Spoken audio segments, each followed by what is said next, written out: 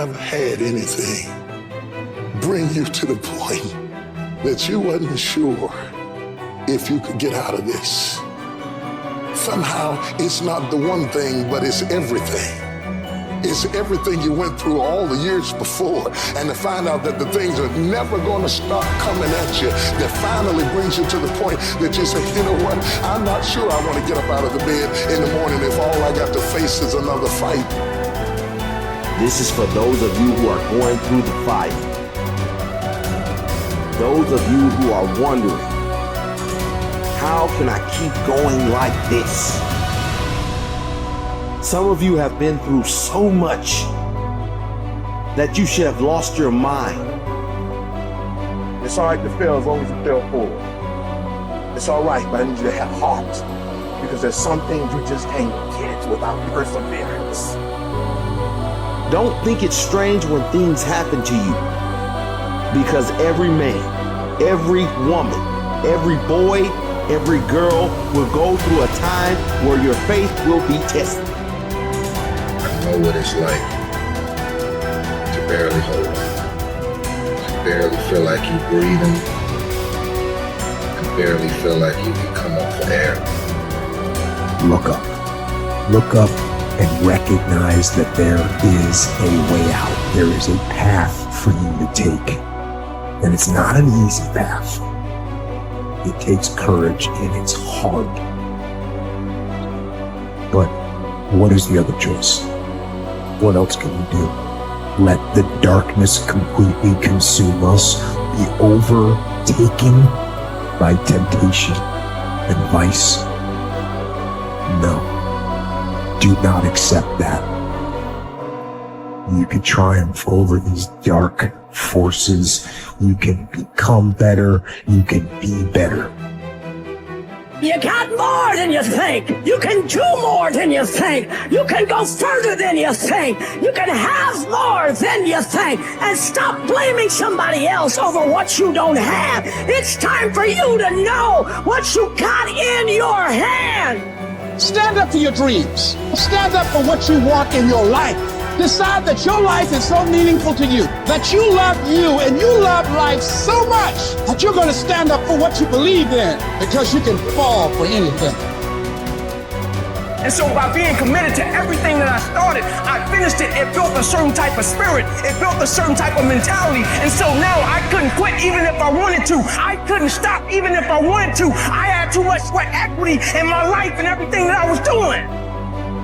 When it gets tough, I'm gonna press my way.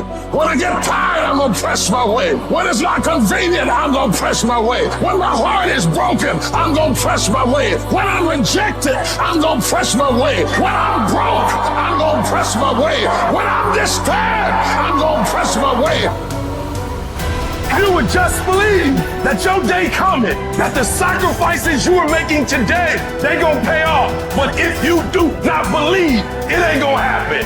So I need you to work on your faith. I need you to wake up every day and say, today ain't today, but my day coming. And I will not give up until I get to that day. I will not stop. I will not give up. I will not give in until my day comes.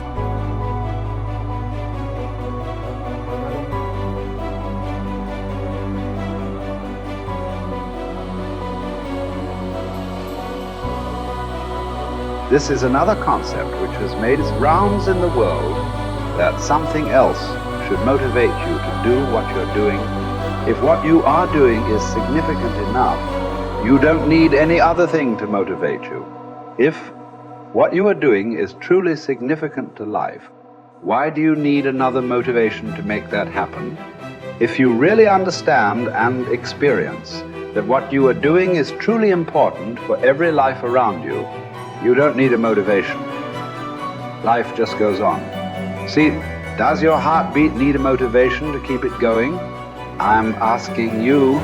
All the life processes is not asking for any motivation, isn't it? Monsoon is coming. Any motivation? No, it's coming year after year, because the natural process is going on. Simply like that. In you and me, life is on. What I'm telling you is, if you are doing something which is aligned with the fundamental life process of who you are, This can find a million expressions. It need not be just spiritual teaching.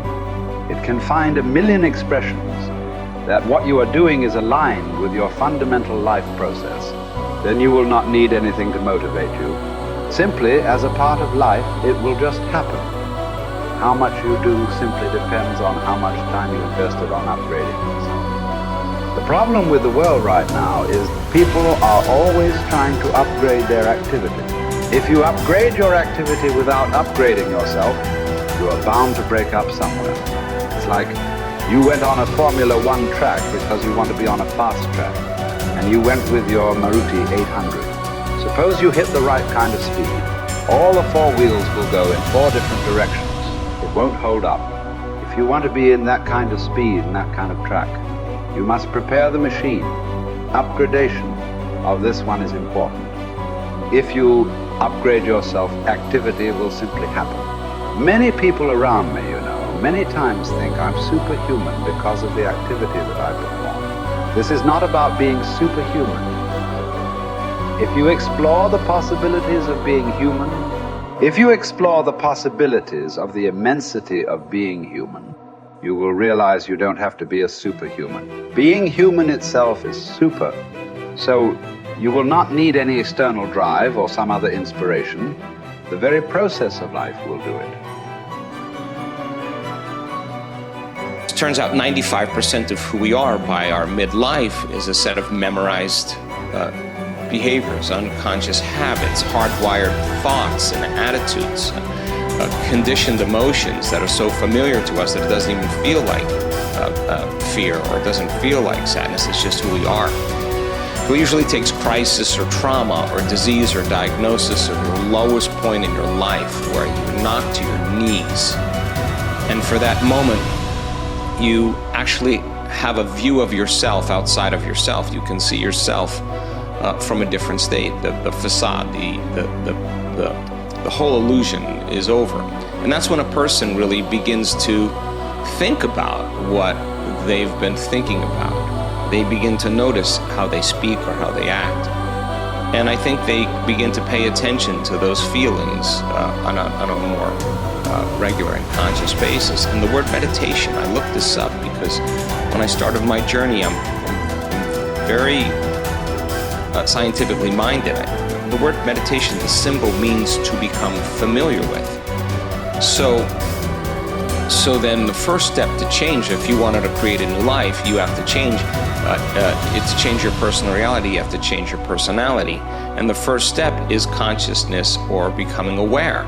So the moment you become conscious of your unconscious thoughts, the moment you become aware of your automatic reflexive habits and your emotional reactions, the moment you can become so conscious of those unconscious states of mind and body that you don't go unconscious again, so familiar with those states. And how many times do we have to forget or go unconscious till we no longer forget or go unconscious and we stay conscious? That's lighting a match in a dark place. And most people, when they do meditation, they actually think, when those voices come up and when the chatter starts and those emotions start, they actually think that they're doing their meditation wrong.